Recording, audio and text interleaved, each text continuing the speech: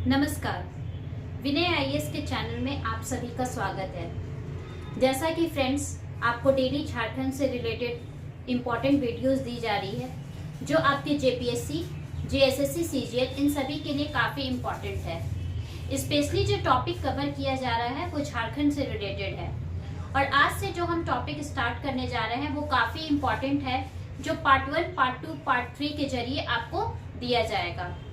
इसमें सबसे पहले जो हम स्टार्ट करेंगे, इसमें हम जानेंगे भूमि संबंधी जो कौन कौन से कानून हैं वो झारखंड राज्य में बने हैं।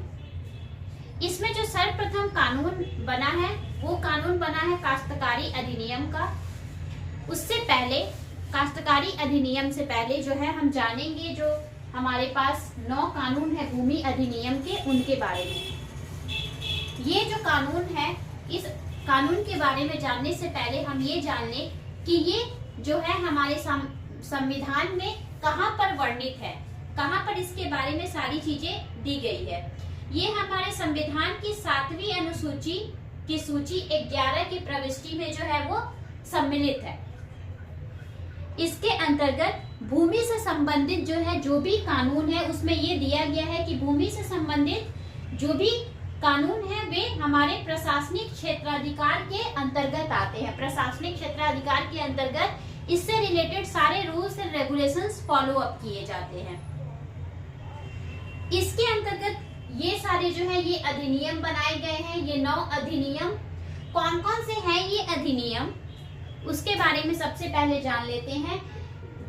भूमि सुधार अधिनियम 1950, झारखंड अभिधारी होल्डिंग अधिनियम 1973, झारखंड भूमि अधिकतम सीमा अधिनियम 1961, नगर भूमि अधिनियम 1976, झारखंड लोक भूमि अतिक्रमण अधिनियम 1956, झारखंड भूदान यज्ञ अधिनियम 1950, झारखंड विशेषाधिकृत व्यक्ति वास भूमि अधिनियम 1947, झारखंड सरकार स्टेटस मैनुअल 1953, भू अर्जन अधिनियम 2013। इन सभी अधिनियम में किन किन बातों पर जोर दिया गया है, किन किन बातों को विशेषता बतलाया गया है, इन सभी के बारे में हम जानेंगे। इससे पहले ये जान लेना जरूरी है कि भूमि संबंधित कानून बनाने का मुख्य जो उद्देश्य है, पर्पस है, वो क्या था, किस पर्पस से ये सारे जो है कानून हमारे झारखंड राज्य में बने। तो इसका सबसे प्रमुख उद्देश्य क्या है? समानतावादी सामाजिक संरचना प्राप्त करना तथा भूमि संबंधों में जो भी शोषण है हो रहे हैं उसको समाप्त करना, अर्थात बंधुआ मजदूरी जो अभी भी किसी न किसी क्षेत्र में कहीं ना कहीं चल रही है उसको टोटली एंड अप करना, खत्म करना, ग्रामीण गरीबों के भूमि अधिकार को बढ़ाना। ये सारी चीजें जो है, ये सभी चीजों को मद्देनजर रखते हुए ये उद्देश्य जो है वो पारित किया गया कि इस उद्देश्य को हम लोगों को पूरा करना है इन सारे अधिनियम के जरिए। तो इसमें जो सबसे पहला अधिनियम बनाया गया, जो सबसे पहला अधिनियम घोषित किया गया वो, तो जो पहला अधिनियम था हमारा, जो पहला अधिनियम था वो है भूमि सुधार अधिनियम 1950।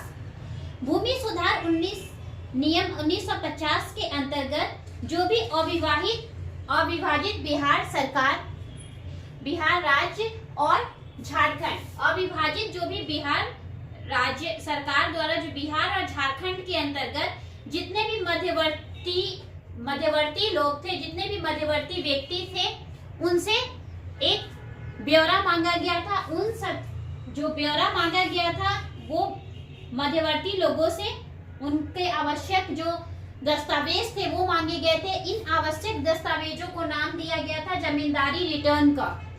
जमींदारी रिटर्न का इसे नाम दिया गया और उसी अधिनियम के अंतर्गत जमींदारी उन्मूलन लागू किया गया और वो लागू किया गया धारा 31 के अंतर्गत। वो जमींदारी उन्मूलन जो है किसके अंतर्गत लागू किया गया? धारा 31 के अंतर्गत। तथा सभी प्रकार का जो स्वामित्व है, सभी प्रकार का जो कार्य है वो डायरेक्टली किसके हाथों में चला गया? वो डायरेक्टली चला गया हमारे सरकार के हाथों में। जो भी राजस्व वसूली का कार्य था, जितने भी सारे कार्य थे, ये सारे कार्य चले गए डायरेक्टली इस अधिनियम के जरिए सरकार के हक में। झारखंड में जो भी भूइहरदार थे और मुंडारी थे, इन सभी को जो है जमीन का लेखा जोखा का कार्य दे दिया गया, और जो भी लगान नियंत्रण करना था, ये सारी चीजें जो है वो किसे दे दी गई? सरकार के हाथों में। जो सारा राजस्व था वो किसके पास चला गया? सरकार के पास चला गया। इस अधिनियम के अंतर्गत जमीनों का जो भी लगान निर्धारित किया जाना था, वो सभी गलत ढंग से जो भी सरकारी भूमि में जो भी कार्य हो रहे थे, इन सभी को अब डायरेक्टली किसके द्वारा देखा जाने लगा? डायरेक्टली। और जो भी गलत तरीके से भूमि का बंदोबस्ती हो रहा था, उस सभी भूमि बंदोबस्ती की को देखने का प्रावधान जो है किस धारा के अंतर्गत किया गया? वो किया गया हमारा धारा 4H के अंतर्गत। तो ये जो सारा कार्य था, ये कार्य किसके अधिनियम में हुआ? हमारा भूमि सुधार अधिनियम 1950 के अंतर्गत ये सारा जो है ये कार्य किया गया। नेक्स्ट जो अधिनियम है हमारा, वो है झारखंड अभिधारी होल्डिंग अधिनियम। झारखंड अभिधारी होल्डिंग अधिनियम 1973। अब इसके अंतर्गत कौन कौन से कार्य किए गए, इसके अंतर्गत कौन कौन से, जो नेक्स्ट है हमारा वो है झारखंड अभिधारी होल्डिंग अधिनियम 1973। इसके अंतर्गत क्या क्या प्रावधान है?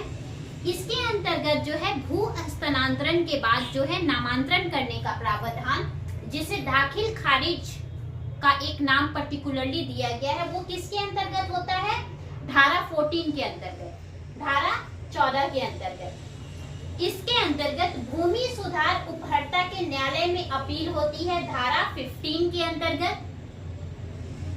पुनरीक्षण की सुनवाई होती है, धारा 16 के अंतर्गत।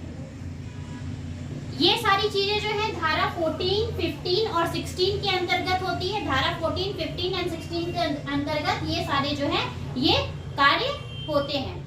इसके अलावा झारखंड राज्य सेवा देने की गारंटी अधिनियम 2011 के अनुसार आपत्ति रहित नामांकन आवेदन का जो निष्पादन है वो 30 दिनों के अंदर किया जाना चाहिए, तथा आपत्ति सहित नामांकन आवेदन का जो निष्पादन है वो 90 दिनों में किया जाना चाहिए। ये किसके अंतर्गत नियम बना है? ये है झारखंड राज्य सेवा देने की गारंटी अधिनियम 2011 के अनुरूप। ये दो चीजें हैं जिसके अंतर्गत जो दिनों की अवधि है वो निर्धारित की गई है। तो ये सारी चीजें जो है ये झारखंड अभिधारी होल्डिंग अधिनियम 1973 के अंतर्गत जो चेंजेस हुई, जो कार्य हुए, उसके बारे में थी। अब जो है नेक्स्ट अधिनियम, उसके बारे में हम जानेंगे। झारखंड भूमि अधिकतम सीमा अधिनियम 1961 के बाद,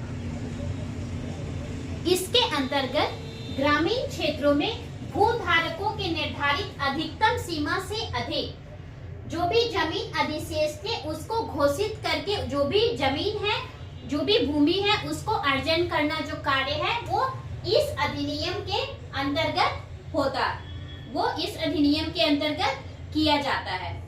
इसके अलावा इस अधिनियम के अंतर्गत जो कार्य है वो पूरा पूर्ण किया जाता है।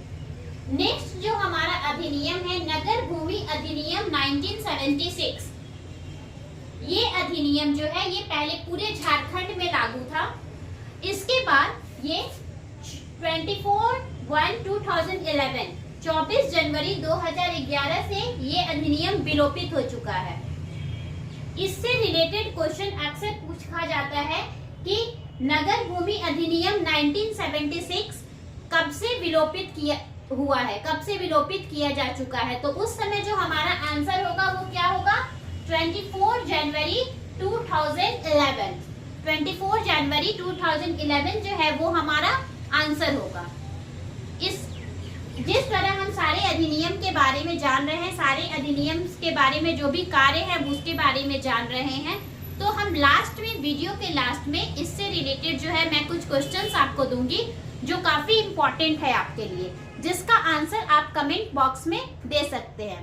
तो चलिए नेक्स्ट हम प्रोसीड करते हैं हमारा नेक्स्ट अधिनियम, उसके बारे में। इस अधिनियम में है किसको परिभाषित किया गया है? इस अधिनियम में परिभाषित किया गया है लोक भूमि को। इस अधिनियम में किसे परिभाषित किया गया है? लोक भूमि को परिभाषित किया गया है।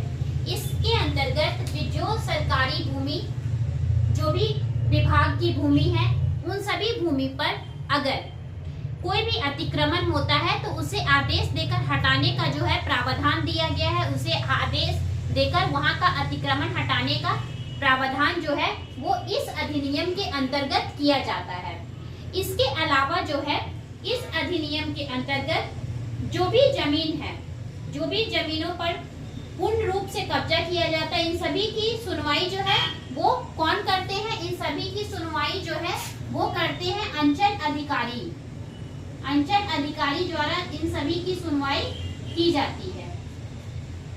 नेक्स्ट जो है हमारा अधिनियम झारखंड भूदान यज्ञ अधिनियम 1950। झारखंड भूदान यज्ञ अधिनियम 1950 के अंतर्गत जो भूदान यज्ञ समिति है, जो भूदान यज्ञ समिति है, उसको अपना जो भूमि है उसको भूस्वामियों के द्वारा जो है दान दिया जाता है। किसे अपनी भूमि? भूदान यज्ञ समिति को भूस्वामियों के द्वारा जो है अपना जो भूमि है वो दान में दिया जाता है। जिसमें जो भूमि सुधार है वो कागजी छानबीन के पश्चात धारा 10, 11, 13, 15, 18 के अंतर्गत सभी चीजों की देखरेख करने के बाद उसकी पुष्टि करते हैं और तब जाकर जो है ये सारी चीजें जो है कंफर्मेशन में आती है, सारी चीजें जो है वो कंफर्म होती है। यह जो हमारा अधिनियम है झारखंड विशेषाधिकृत व्यक्ति वास भूमि अधिनियम 1947, ये स्पेशली विशेषाधिकृत व्यक्तियों के लिए बना है जिनके पास अपना आवास नहीं है रहने के लिए।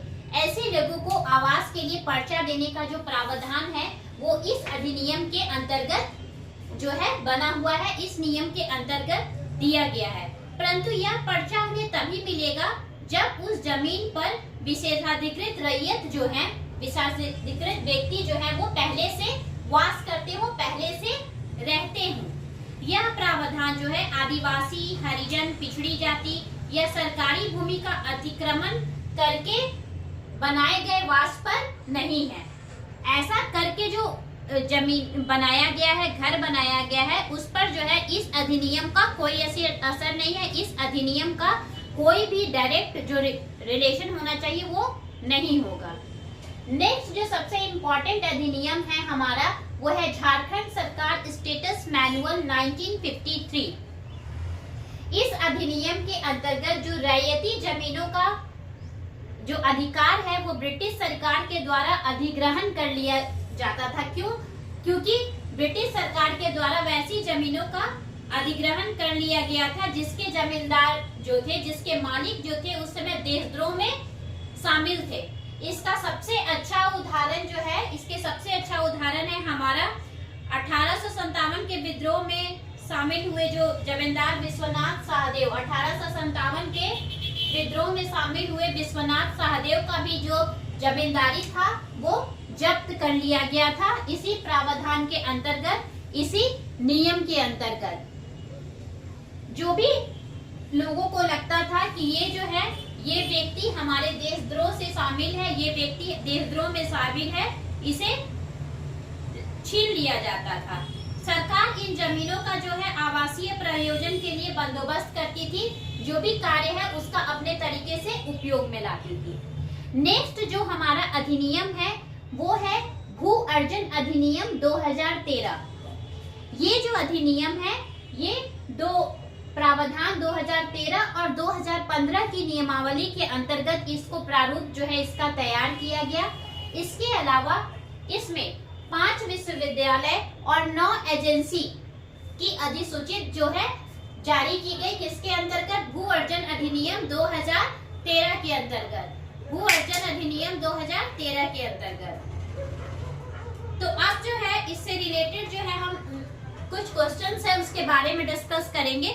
जो फर्स्ट क्वेश्चन है हमारा, झारखंड अभिधारी होल्डिंग अधिनियम 1973 की धारा 14 में कौन सा प्रावधान है? झारखंड अविधारी होल्डिंग अधिनियम 1973 की धारा 14 में क्या प्रावधान है? तो क्या प्रावधान है हमारा? दाखिल खारिज। आंसर हमारा यहीं पर है। क्या प्रावधान है हमारा? दाखिल खारिज। नेक्स्ट क्वेश्चन है हमारा, नगर भूमि अधिनियम 1976 कब से विलोपित कर दिया गया? नगर भूमि अधिनियम 1976 कब से विलोपित कर दिया गया? 24/1/2011।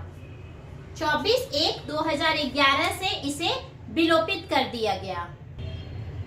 नेक्स्ट जो हमारा क्वेश्चन है, झारखंड भूदान यज्ञ अधिनियम 1950 के अंतर्गत भूमि दानों को किस धारा के अंतर्गत संपुष्ट नहीं किया जाता है?